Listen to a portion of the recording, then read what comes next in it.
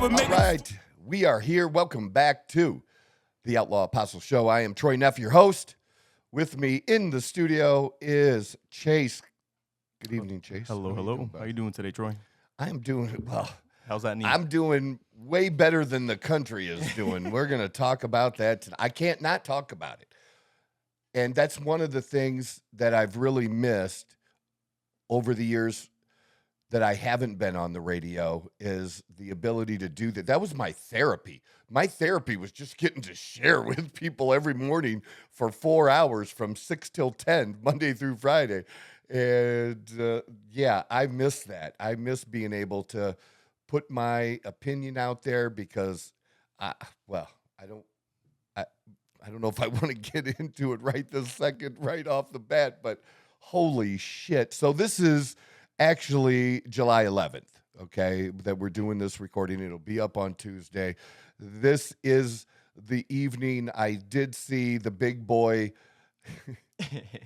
press conference by President Biden. I did see a little bit of his press conference with NATO members where he introduced President Zelensky as President Putin. I mean, it's just embarrassing. And all of the commentary, and I guess I'm just going to get into it. All of the commentary is about him not running in November. And I am so angry about this. I truly am. I'm fired up about this. We need, as a people, to get fired up about this because I will say this, when we speak loud enough, those motherfuckers in Washington will listen because they want your votes. They want to be reelected. They want power, okay? When we speak loud enough as one, those motherfuckers will listen. They will. And what we need to tell both parties, this isn't about party right now. This isn't about the fact that I don't like the man's policies. Has nothing to do. This has to do with his health and something that we've thought for a while that now is absolutely undeniable. That whatever his health was when this all started with him in the basement during the campaign back in 20, right? 19, when the campaign started then, in the basement, hiding, it's so far beyond that. And they've hid him throughout his presidency, and they've done a good job. They can't hide it anymore. It's gotten so bad, it isn't hideable. It can't be, he cannot continue until November. And so I'm angry that what they're talking about is simply, they hate Trump so much that it's all about, do we keep him to beat Trump or do we get rid of him to beat Trump? And if we keep him to beat Trump and then he doesn't beat Trump and he can also be a drag on it's all about the election. This is not about the election. It's about the country. And we have a succession of power. We have rules. And people have taken an oath. And this is a party that has been slamming the Republicans for the destruction of democracy when what they're doing right now is literally destroying democracy. Because if they cared about democracy, the vice president and the cabinet members would gather and invoke the 25th Amendment, and it ultimately goes to a vote in Congress, and I believe it's a 2/3 vote, okay, to remove him. That I think he'd have to get 2/3 of the vote to stay. I believe that's how it would work. I could be wrong about that. I've just been looking into it. But my point is, he needs to be removed. He is not capable of being president today. This is not about him being capable of campaigning or winning. And it's not okay to leave him in there to win if he could. I don't believe he can, if he could, and then hand it over 2 months later. That is not how this democracy works or runs. That's not how your vote gets listened. This is not just about voting against the other guy. And it doesn't matter about party. And this should highlight not just about him. And there are other ones that have served and served too long, but they're not in the spotlight like a president is, and they've gotten away with it. We need to do something about term limits or age, and this isn't about ageism. Look, sometimes you have people that are the exception. You do. You have people that are the exception. And I want to be as healthy and as strong as long as I can. I do. But Jesus, would you if you were Biden's child, would you let him drive right now? Or would you take his fucking keys? I'm taking his keys. Quick. You're taking his keys because you're not sure he could get the fuck back home. That's serious shit, bro.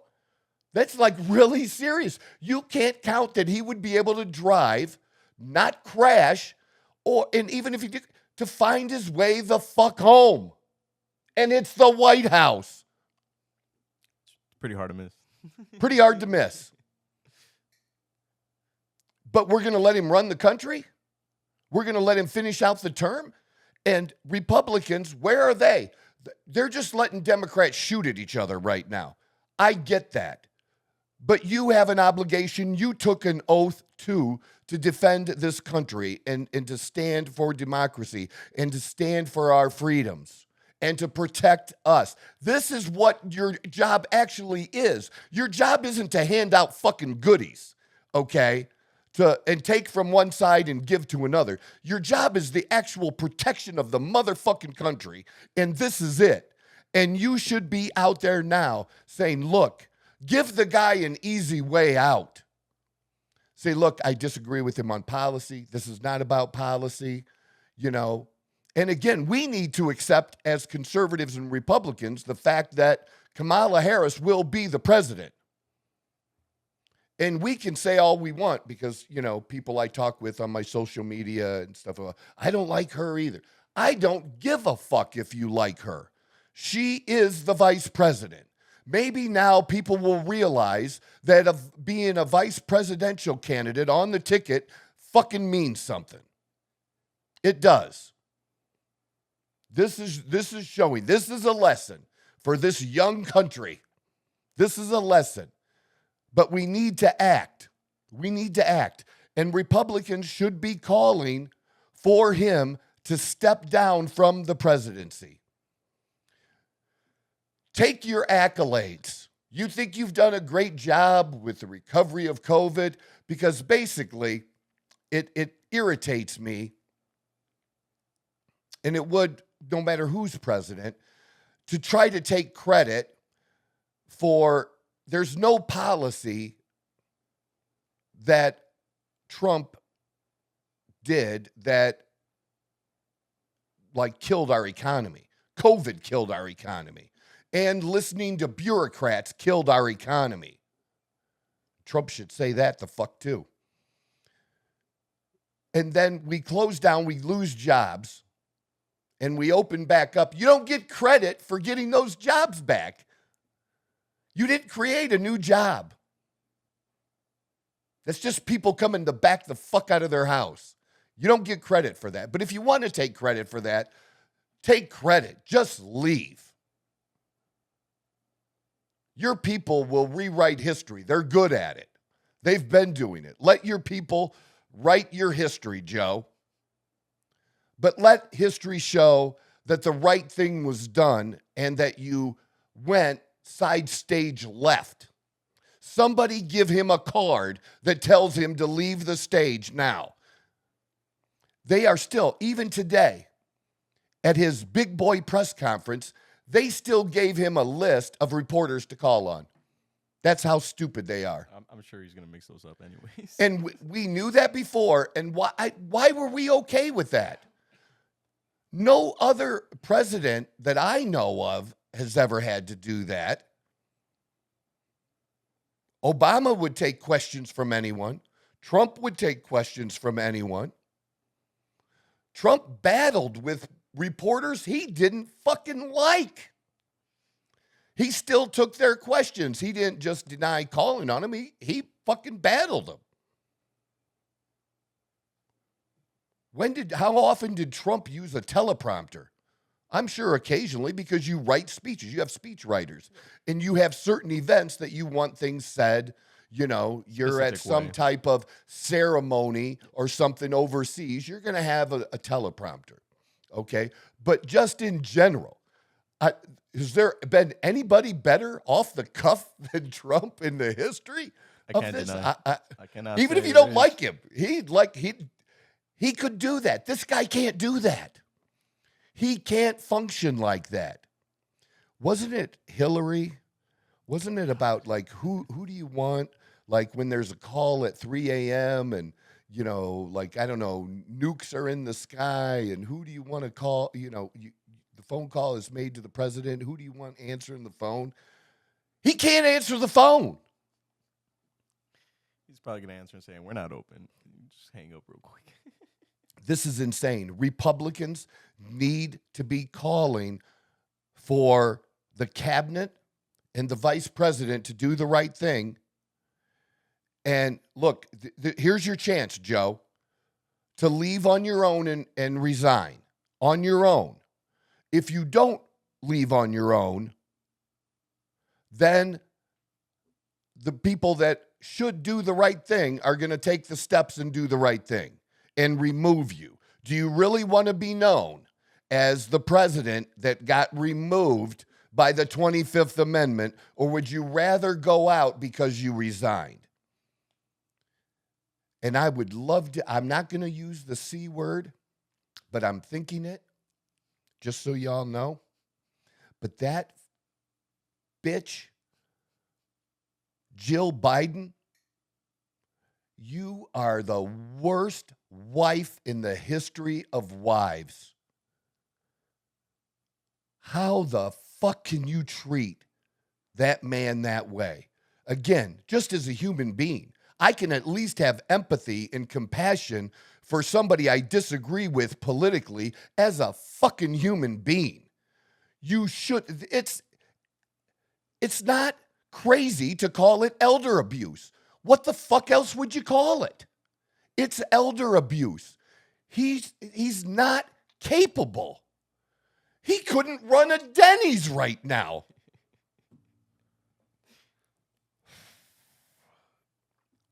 So from there, it's, you know, the Democrats, again, my problem with the Democratic side is the focus is only on beating Trump. Only on beating Trump. And some of you may have heard or didn't hear about George Clooney writing an op-ed piece in the New York Times and basically saying that George said that the Biden that we all saw at the debate was the Biden that he saw a few weeks ago at the fundraiser. Why didn't you say something then, George? And I even saw who else? There are other people. They're just coming out of the woodwork now, saying, well, 2 years ago, I heard this, or a year ago. And these are people in the media. Big names. It was your job. That's your job to hold them accountable. But you hate Trump that motherfucking much. That is just, it's not right. We need to do the right thing, and they're not going to do the right thing unless we make them do the right thing. And me speaking out, I'm a very, very small voice in this pond, okay? And, well, I'm a small voice in the pond, and I'm an even smaller voice in the ocean, okay? But all I have to do is tell a few people, and you tell a few people, and it just builds. And hopefully we can get a few more. I did hear in a short interview of Lindsey Graham, Senator Graham, and I think he's kind of that mindset. He needs to be more forceful. The Republicans they need to not worry about people saying, well, it's just political that they're saying it. No, it's the right fucking thing. Everybody fucking sees it now. No president should have to come out, right, and defend himself every day trying to prove that he has cognitive ability. He's literally drowning. And I think maybe they're even doing it on purpose. But again, that's not right either. Give him a chance. There's several people that can go to him, and they know who they are, that can go to him privately and say, you need to resign. And if you don't resign, you need to step in. And if, again, one of those big voices should be Kamala Harris. Not because she has a thirst for power, but because, again, it's the right thing to do. That is part of her job, to protect this country, okay? She should grow a pair of balls, okay? Grab some testosterone. Grab some fucking testosterone. I can send you some. And go to the cabinet members and just be honest, and it's motherfucking time to remove this president.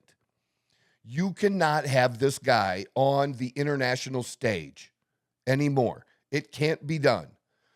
It's been embarrassing for a minute now, and it's just reached a critical mass point. And, you know, whatever happens in the election happens. Because guess what, motherfucker? I had to suck this shit up the last fucking 4 years. Maybe it's your turn to suck it up. All right? That's just how it works. We win some, we lose some. It's how it goes. It's elections. And one of the great things about this country is the fact that no matter how fucked up we are, we're still a great country, that no matter what the situation is, it's pretty hard for a single person, even a president, to take us down. Our system isn't built like that. But you have to use the procedures that are in place. And this is one of those. That's why there's an election every 4 years. That's why it's a 4-year term and not an 8-year term. It's brilliant. It's absolutely brilliant. Because if things aren't going good over 4 years, you can pull the plug after 4 years. You don't like how things are. Regroup. That's what you need to do. Focus on your House seats and taking back the House. Focus on keeping the Senate. Because if I'm in the other party of this going on, and in this case, like if I'm a Democrat, I'm saying if I'm a Democrat and I hate Trump and I'm worried about this, I would rather lose the White House, keep the Senate, and take back the House to stop the other side. Because then nothing's getting passed that guy wants. If you want to stop Trump, the way to stop Trump is, I'm giving them the winning strategy, actually. I probably shouldn't do that, but they're not going to listen to it. They're not going to listen. Nobody's listening. We got 5 people. The winning strategy is this. 89 people, by the way. 89 people. They're not all listening every time, but God bless them. God bless them. Those are just the subscribers. We have a few more listeners than that, I probably. 100%. But yes. But again, the winning strategy, if I'm a Democrat, is to make sure the other side cannot implement their policies. And the way for me to do that is to control both houses of Congress, the Senate and the House, to control both. They only control one. And you absolutely have to keep control of one to stop it. And the Senate would probably be the one that you would want more than the House, in my opinion. All right. But it's very close there. So you definitely want to keep that and don't lose that. And that's how you do it. That's your winning strategy. Stop trying to beat Trump by putting Biden back in the White House, because that's not happening now. And our country is at stake now. Our national security is at stake now. Everything is at stake now because this, again, is being played all over the world every day now. This is not a good look. It's not a good look. It's not. So that's what I have on that. And I'll just let it go at that. But I was really fucking fired up about it. And I feel a little bit better getting it off my chest and being able to, because like how you don't really get to talk to other people that way. You know, who wants to hear me, you know, my friends, some of my friends, they don't care about politics like I do and stuff like that. Some of them do. And the ones that do will listen to the podcast. There you go. And we appreciate you guys. And we appreciate that. But it just has to happen. And hopefully by the time even that you hear this, that the steps are being taken to make that happen. Nothing would make me feel better than you hearing this next Tuesday and those steps already be in place happening. But you'll know that I did it Thursday. Oh, we know. We got the timestamp. It's July. It's July 11th. All right. So here's one of the things I do. You've been listening to the Outlaw Apostle Show. I'm your host, Troy Neff. Like, subscribe, comment, let us know, you know, in the comments what you're thinking, what you think of the show. Appreciate the feedback we do. I do like to get into a little bit of political stuff, which we just did, and I'm going to get into some heavier stuff too and really get into some deep sharing with you guys and appreciate that too. I'm the fucking guy. I talk to a lot of men about life and things other than their testosterone levels. Testosterone levels certainly important in their health and hormones and diets and working out and all that, but just general life things. God just brings me people, and me being a recovering alcoholic, he brings me a lot of alcoholics, people that are addicts, actively addicts to talk to. And it's crazy that he does that. But this is kind of hard. I found out over the weekend, one of my clients' wives messaged me. And I hadn't heard from him in a short minute, very short, you know, just a couple of months. But at the end of March, he took his life. He committed suicide. And we were of similar age. And we talked about things, you know, other than just supplements, yeah. Testosterone. And I remember him becoming a client it was just over 2 years ago, because he almost didn't become a client because we butted heads a little bit. Okay. You know, we had a little bit of a disagreement and there were some words said, and it's crazy how many times that's happened and we've hugged it out and just become close, you know, just, yeah. You know how that is 100%. With a friend and stuff sometimes, right?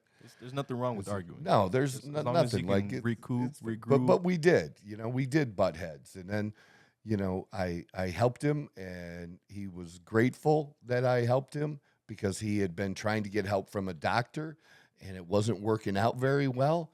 And the results spoke for themselves that he got working with me and taking the advice that I gave him in the consultations and stuff.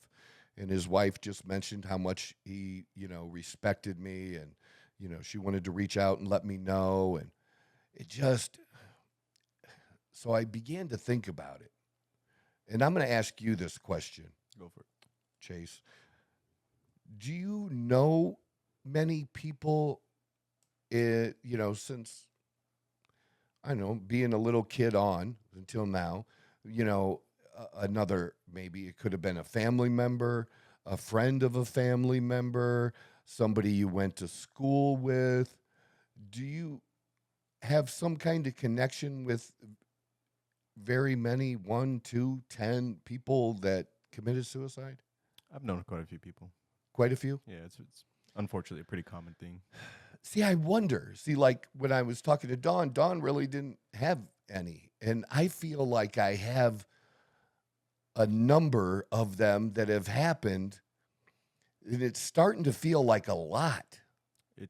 I can pull it up. It's a really big number. I believe I'm it's like starting to really, really feel like I know a lot of people that, when I was a kid in grade school, high school, there was a kid that lived a couple houses down from me. He's a little chubby dude. And we got along and we played together. We went to the same church. I think we probably did confirmation together. I'm positive we did that. He wasn't into sports. I remember he was into Kiss and Ozzy Osbourne hell yeah. and stuff. That he loved that stuff, just loved it. And he was a good dude, but he would get bullied. Like he was the one in like that, I experienced some of that, but he really experienced it. And he experienced it from the police chief's son, which was really no good. Like he really experienced it. And he'd get in fights and, he'd fight back and because people would try to beat him up on the way home from school. Because we walked home from school.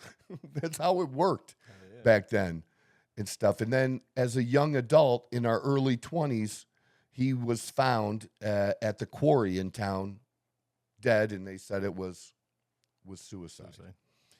And maybe it was. There were some other questions that a lot of people had because there were other things that related that he was connected to that made people wonder.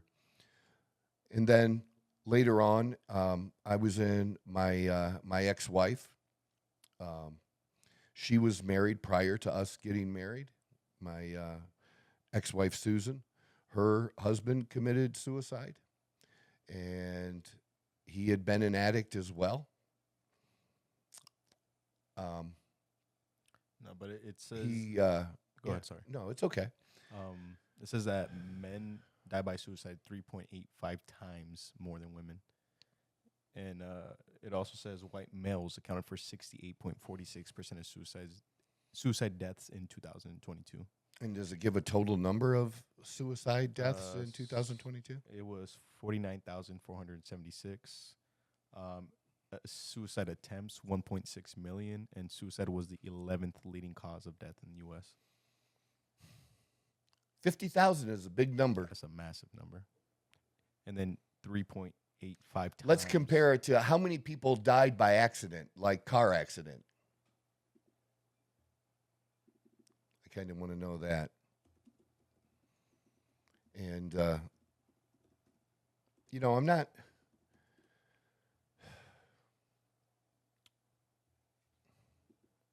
Yeah.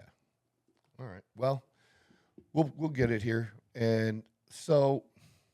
About 43,000. 43,000? In the U.S. Wow. So here's the thing. So my ex, I'm going over that. I want to tell a little bit about that story.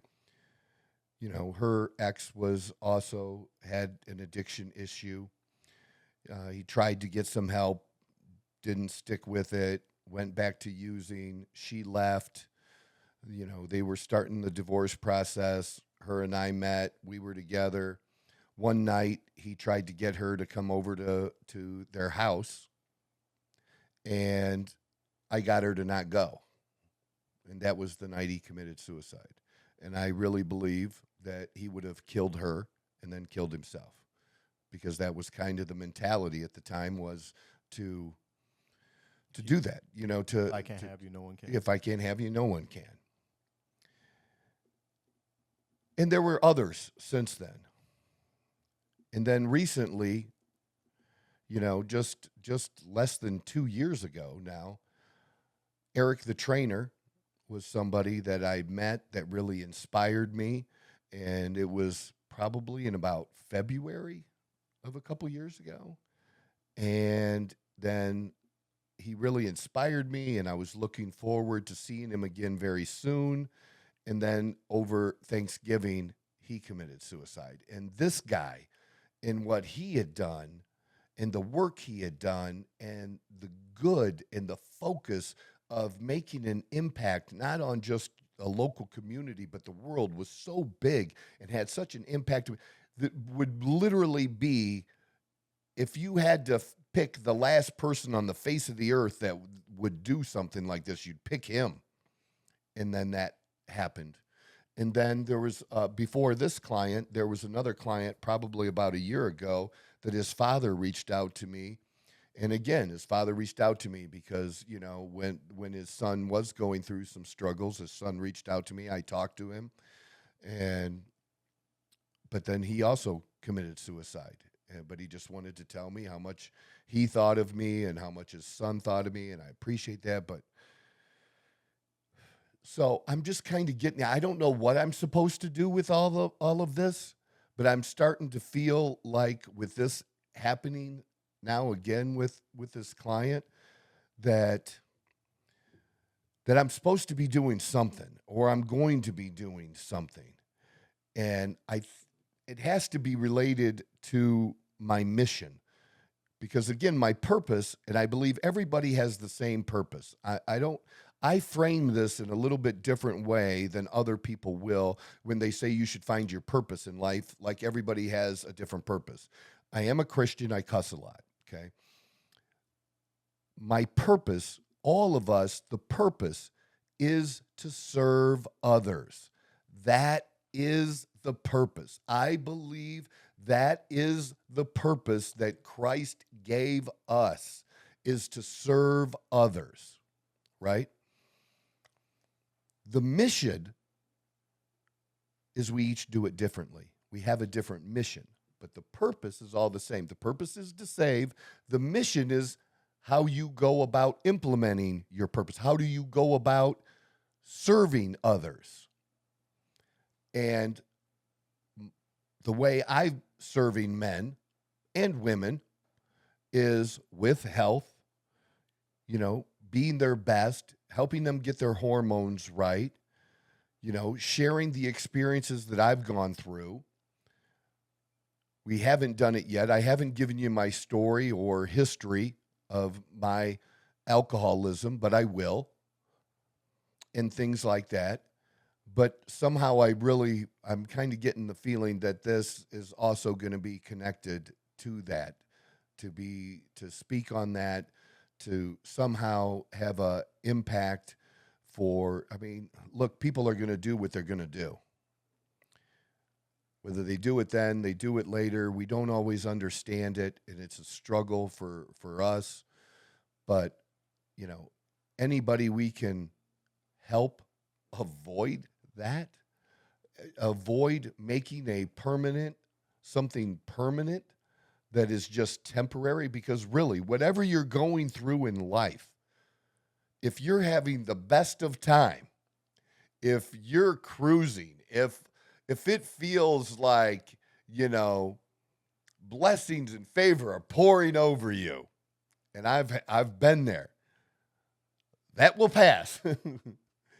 You know, every season, Something's coming. well, every season, and I don't worry about that ending, but every season is not a sunny season. We got to have some rain. We got to have some storms. You know, things begin, things die, things end, new beginnings. Things are planted, things grow, things are harvested. It's a cycle of life. Cycle of life. Absolutely. Good way to put it. Appreciate that. Of course. But that's what I'm saying. That, you know, I want to have an impact, and somehow this is going to be about that. And it's just crazy, the messages and stuff that I get, that people I just laugh, because I know that people just really don't understand what I do. They just think this gym rat dude that consults with people and helps them do exercises and get muscle and take Franken drugs. I had some idiot on my TikTok said I was promoting Franken drugs, that by showing people how to properly take testosterone, it was no different than showing somebody how to take heroin. Dude literally said that. And he was supposedly in fitness, according to his page. Eventually, I just blocked him because I only went back because if you're going to keep going, I'm just going to block you. Because otherwise, I'm going to get in trouble and lose my TikTok account because I'm going to call you a fucking moron. We can't have that We happen. can't have that happen again. All right? So I'm trying to be better. But Franken drugs, are you kidding me? You do not inject testosterone into your veins, for one. Your body actually produces testosterone. And if you are low T, it's not producing enough. At no point in your life does your body Produce heroin. produce heroin. That's exactly what it is. It doesn't happen. And you inject in, it's a muscular injection into your ass, or it could be a subcutaneous injection. But you're not sticking it into your veins. You're not getting high. And I've already addressed it altering, it's not. The road ragers. Yeah. But I will say, look, it does affect people's mental health. And I know this to be true because I know based on men that I've worked with, significantly vets who have had PTSD, who have had depression, who have had anxiety, who've been taking depression drugs like Xanax in massive doses prescribed to them. And I've helped them wean off of that over a time period and increase their testosterone levels and become the men they were always meant to be men again, to get their lives back, to get the energy back. Their wives got husbands back. Their kids got fathers back. It's huge, huge. And I've had this happen. This has not just happened a few times. This has happened a great number of times. Like I said, like God specifically sends me certain specific groups of people, alcoholics he and knows who you one. can talk to. Well, he knows who I could try to talk to. You just got to plant the seed. But when you talk with me, I am going to tell you exactly the straight shit. And if you don't want to hear the straight shit, I am not the motherfucker you want to call. I'm not it. You don't want to call me. If you don't want to hear the truth, I'm not the guy. If you want to hear the truth, and it may be hard to hear, I'm the guy. Like the best example I can give is somebody that was sitting in the parking lot of a facility where he could go in and dry out, was that he called me and said he was going because initially he was trying to find the best place. And my response was, you dumb fucking shit, find any place that'll take you. That's what you need to do. And some of the other people that saw my comment, because he was putting it on Facebook for everybody to see. Yeah. Crazy. And he said, he called me an asshole, and then he said, thank you.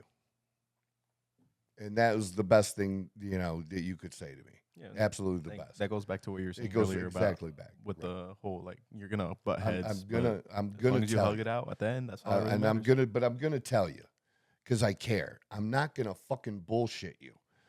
It doesn't work for me and it doesn't work for you. And I know that somebody is not going to be ready until they're ready. Like people are shocked. And we'll talk about this in a future episode when I really get into the alcoholism, that I'm the guy that will tell the alcoholic to go drink more. Now, who would tell an alcoholic to drink more? Me. Because you're not done yet, asshole. Go drink until you're done. And pray to God and have everyone around you praying that you make it, that you can come back, because there is a chance. Alcoholics don't die in the same numbers that people die of heroin or other narcotics like that, but they do die. Alcoholics do die. It just seems to be a little bit slower death. Maybe you won't make it back, but your only way to make it is to hit a bottom where things are so bad that you're finally sick and tired of being sick and tired. and you make a change. But that's just life, too. Look, I just had a simple conversation with someone today where I said just that, like, and this was about weight loss, you know, and she did mention alcohol. She mentioned, can I have a drink on the weekends? Okay, well, this is not me being a jerk because, like, well, he doesn't drink now. He's an alcoholic. He's just against alcohol. No, take that out of the picture.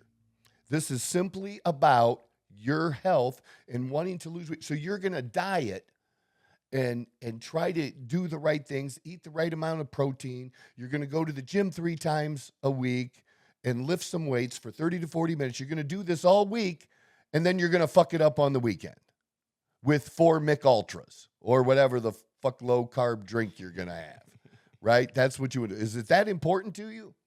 If it's that important to you, then maybe there is a problem. But if not, what's more important to you? Is the weight loss really important to you? And that's what I said. When do we make a change? When the reward is great enough or when the pain is bad enough? And we don't make changes in our relationships, in the jobs that we're at. You're still at that shitty job you want to leave because the pain isn't great enough yet. Or you don't see another opportunity that has a better reward. It's one of the two. So you're just sitting there in your shit, not happy, wishing you were somewhere else, doing something else. So I feel like there's something I need to be doing, and I'm going to figure out what it is. And, well, I feel like, you know what, it'll just happen. God will just bring it to me, and I'll just be sharing it with you guys. That's what's going to happen. God's just going to bring it to me, and he'll bring me those people, and he'll bring me the opportunity. Maybe it's going to be an opportunity to talk to people on a different stage, a different platform. Maybe this is a part of that as well. But I know that me personally, I know I haven't done everything I'm supposed to do. I know I fucked up with God early in my life, denying not his existence, but denying wanting to go the path that God wanted me to go. That I just wanted to do my own thing. I wanted to have fun. I wanted to fuck around. And all I did was run into obstacles, like where God would smack me down because, Troy, this isn't your path. And I'd be like, oh. And then finally, I figured it the fuck out. Finally, I figured it the fuck out that my way wasn't working. And that I had these gifts and talents that he had given me. I have things I worked on. I've had this journey. And, this is my last, I feel, why am I working so hard right now at this time in my life at 56 years old, running over 100 miles an hour, not wanting to waste a single second? Because I feel like this is my last chance to get it right. To do the things I was meant to do, to reach the points and make the impact that I'm supposed to make. And all that matters is I believe that. I don't give 2 fucks any of you believe that, but I believe that for myself. And I'm going to do that, and I'm going to meet that. I'm committed to that, doing God's purpose, God's mission. Serve others. And then the mission is just going to keep growing in how I do that. And I think that the more I pursue that, those doors that are going to let me have that impact will be open for me because I'm finally ready for it. That's kind of how I view it. I'm ready for it now. I wasn't ready for it before because I didn't want to do it. I didn't want the responsibility of it. And I'm ready for that responsibility now. So, how much we have because I don't want to get too deep into something else for where we were. An extra 20 minutes on all this right, one. good. We can do this then. Yeah. I want to do this. Good. We got some time to finish this. Plenty of time. So one of the things that I do, because people ask, what do I do to stay mentally focused. Right now, I do different things at different stages, but right now, I listen to positive motivational stuff every morning when I get up and get in the shower. First thing, I take my phone into the shower with me. Yes, I do.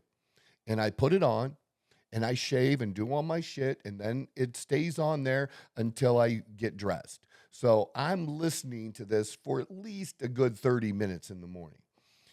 Somebody yelling at me to not quit, to get the fuck up, to go after it, all the good motivational stuff by all the best motivational people. All right. I do that every morning. And a couple days ago, I heard this. And even now lately, instead of playing music, I've been playing this in my headset while I'm lifting. Just because I'm just like, I like that. I like that.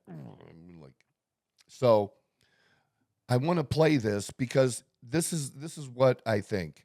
I think that I wish I had taken the time to write the script out of this and read it to you myself. Because you're going to hear a voice that you know.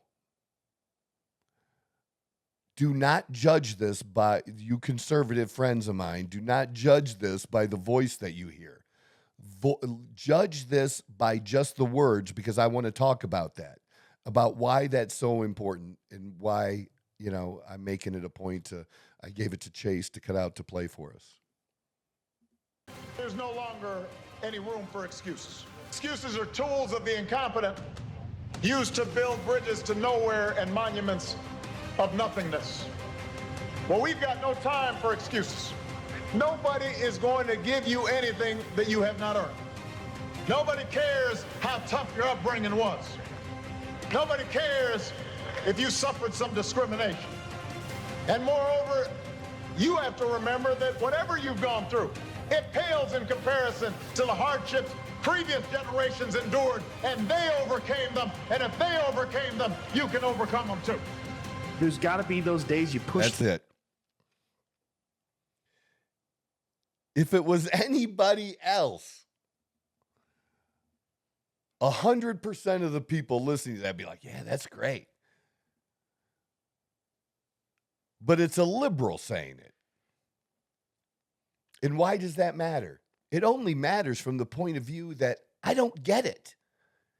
I love, and I hope that he would, that if Obama really believes what he said in wherever that speech was he was given, I don't know, I just pulled it out of a motivational video that somebody had found and played. I think it's great because it's about personal responsibility. It's about that it's on you, that it doesn't matter if you were discriminated against. Some people are discriminated against. Some people are not. Some people, go through other difficult things. It's no different than Oprah Winfrey. And I don't give two fucks what you think about Oprah Winfrey either. When you hear Oprah Winfrey's life story of what she went through as a child and in getting impregnated by, I believe, an uncle or some family member, and then losing the child, she was raped as a kid. Just the different things that she went through. And I've heard her with similar messages like this, that's personal. You can still make it. Whatever bad shit has happened to you, you can still make it. That used to be the message of America, the message of this great country. There is no way to even the starting line. Let's be honest. That's what some people want to do, is they want to even the starting line because they're upset that some people get to start ahead of them, and that's not fair. But the playing field is actually as even here as anywhere in the world. This is your best opportunity. Anywhere in the world is right here to be able to start from nothing and be something. Maybe you don't want to be extraordinary. Maybe you just want to be ordinary. You can do that here. You don't have, there's nobody requiring you to be extraordinary.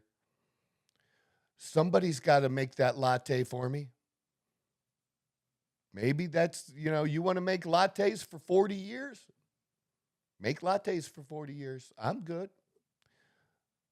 But whatever your dream is, whatever, you have an opportunity here. And one of the other missions I have is to show people that have gone through shit. Look, I can't show you how to be a billionaire. I'm not a billionaire. I can show you how to make 6 figures, which isn't hard anymore. And I can show you how to make 7 figures. I can show you how to do what I've done. That I can show you. So, you're only going to have so many billionaires, a couple hundred, whatever we have, 200, 300, whatever we have. 1%, 2%, whatever. Yeah. It is, yeah. But, but if money and financial security is important, that you can do. That you can do at any age. And you can go after it even in your 50s, no matter what's up. You can lose it all in your 40s like I did and come back if you want to. Or you can work somewhere, well, not many places anymore can you work for 30, 40 years, but I know people, that there are still people that were in that position that were in a place like the post office, for example. I had a friend that worked for the post office, retired after 30 some years in the post office, that you can still do that. That's still an option if that's what you want. I can't imagine retiring. I can't imagine it. I can't tell I don't you even how many think people, about it. because, again, I work at a bank. Mhm. I cannot tell you how many people come back and they are tired of being retired. I've had people come in maybe a month later after they retire and they're like going insane because they don't know what to do. They have, again, their purpose, their job, whatever it was, is no longer there. So they have no idea what to do with their lives. It's like crazy. You can how only many golf people- so much. You can only play pickleball so much. You can only do that shit so much. You got to, serve in another way. Give back somehow, And it goes back to my alcoholism. When I got sober years and years ago, and then I drank again. But the first time I really seriously got sober with AA, and was sober for several years, I didn't give back, and I stopped doing the things that helped me get sober. But this time, the difference is giving back and helping others, that I'm always willing to still help others. And by putting this message out there, somebody who listens to me or has heard me on my other media platforms and said, they initially were interested because we had common ground in fitness or something, but then they contacted me like, hey, I really appreciate that you talked about being an alcoholic, and this is what I'm going through. And that's what this fitness stuff does for me. It opens the door to be able to help people in other ways. And so I do, and I take time that I don't get paid for. As much as y'all think I like money and I talk about money, I do things I don't get paid for because I know that's part of my mission and why I am blessed by God with money in the other areas. He takes care. I don't worry about it. I know I'm going to be taken care of. It's not my purpose to make money on this. My purpose for this, or my mission for this, is to help someone else change their life, be sober, take the steps, tell them what they need to do, and be there to take that phone call and help them through that moment. And maybe, like I said, that'll expand now, and I'm good with that. I want to do whatever I can do. But it is about personal responsibility. But I'm just amazed at how people can have the policies like Obama did in these liberal policies, which are about handouts, not about a help up. Now, some people need that food for a minute. Some people need that shelter for a minute. but it never should be long and ongoing. It should always be about helping people up, not keeping them on your little system and your handout and for your vote, for the vote and the power, because that's what it's used for. Because our government was never meant to do that. You want to know why you pay taxes? You pay taxes because the government gives people money, and our system was never designed for us to give other people money like that. And the government wouldn't need the money that it takes in to give other people if it stuck to the core principles of what it was supposed to do, which has more to do with the protection of the country and the military than just about anything else. They're supposed to take care of the roads. They're supposed to take care of the infrastructure. They're supposed to take care of protecting the country, the military. Bad shit happens. Bad shit happens. But that's where insurance companies come in. That's where people, donating, making donations, nonprofit organizations come in. That's where the money that the government is taking should really be there, because they're the best ones to deliver and help people after a fire, or a community, versus the government taking the money and handing it out. That was never designed to be that way. If people actually understood our system, and how it was like, we just went down a crazy road of handouts, and it's done nothing but expand. And they're proud of it.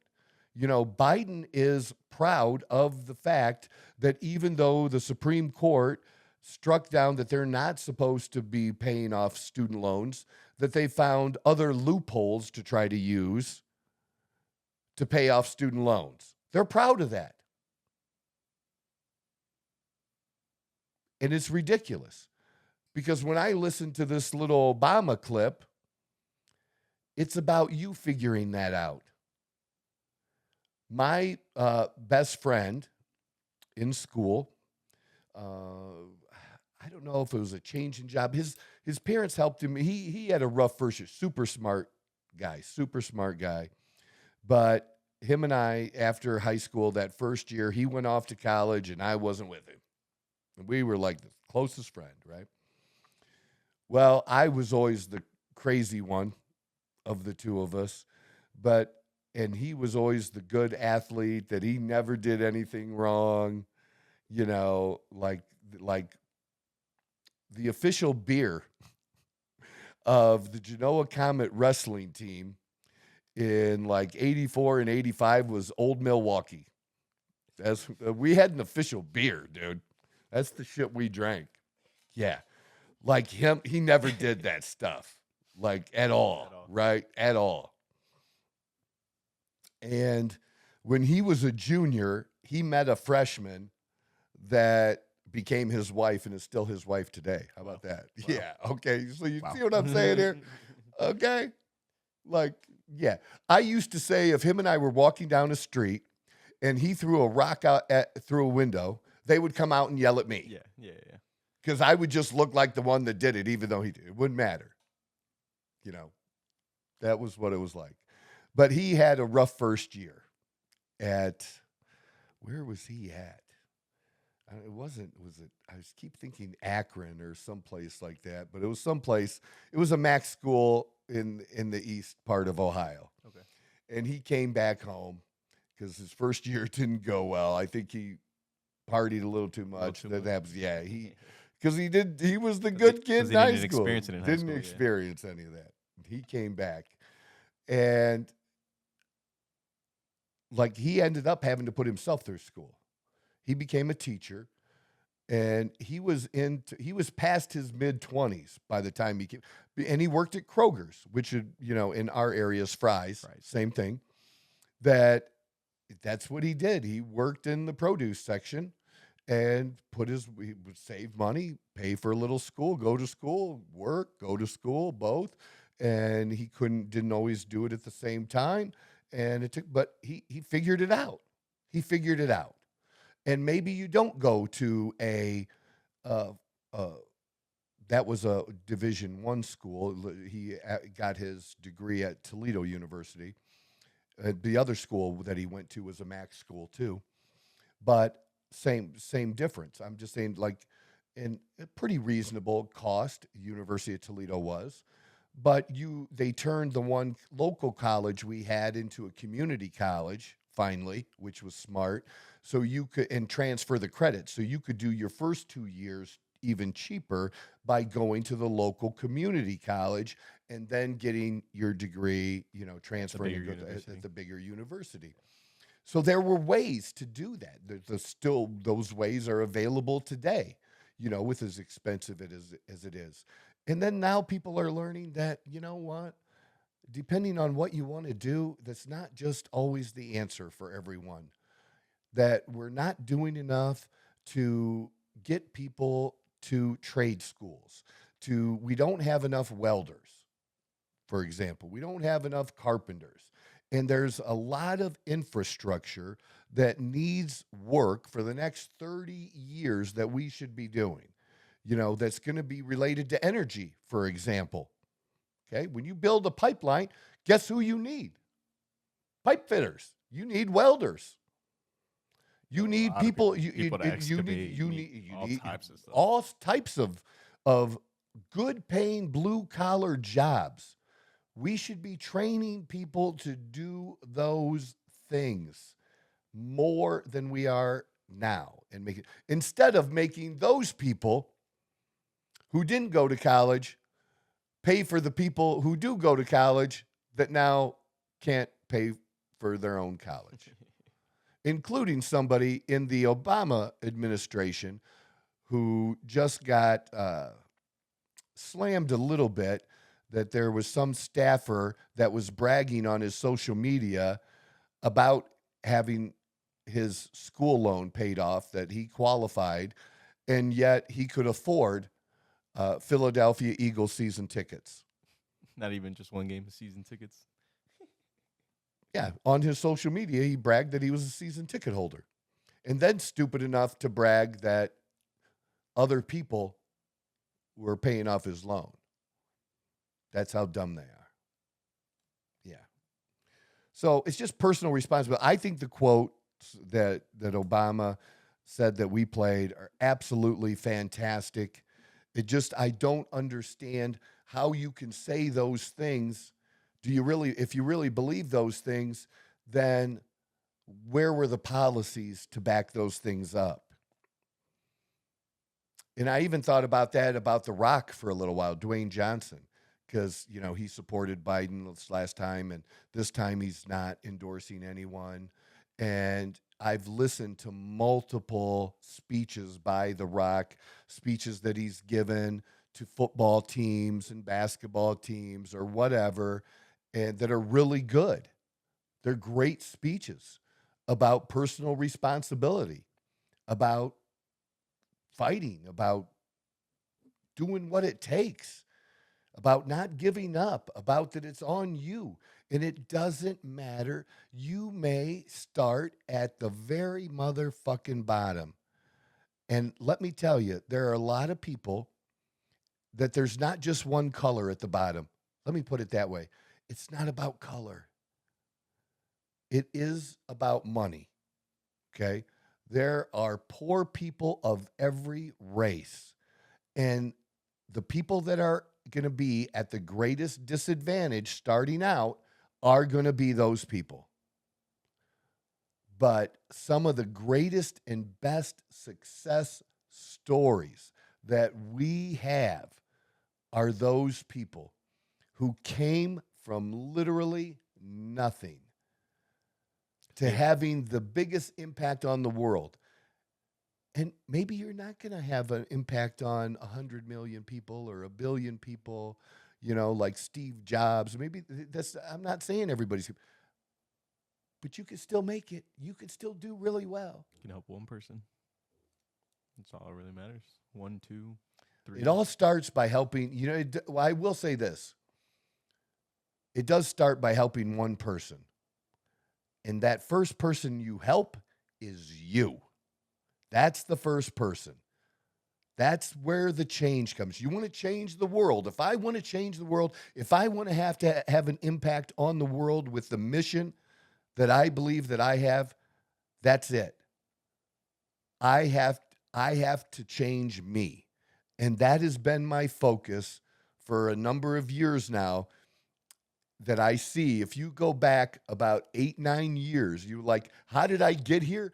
You look at my social media over the last 8-9 years and what I was saying then and what I was saying today and how I ground it the fuck out that whole time, not stopping, not quitting, not giving up. I think I saw one of your be here. Facebook posts about that not too long ago. You said if you want the recipe for something, look in the comments.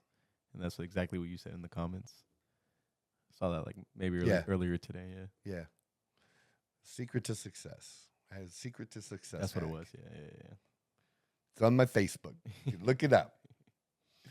So I think that was good. That was good. I had to get that off my chest about the political stuff too. And I appreciate that I can do that because it's my show and I can talk about whatever the fuck I want. Hell yeah. And that's what I'm going to do. And I appreciate you all out there. Look, get it, work hard, go to the gym, eat right, be smart, get that bag, do your thing, man. I want to cheer you the fuck on. There's not a finite pie. Let me leave with it. There's not a finite pie. Let's make the fucking pie bigger. That's what we can do.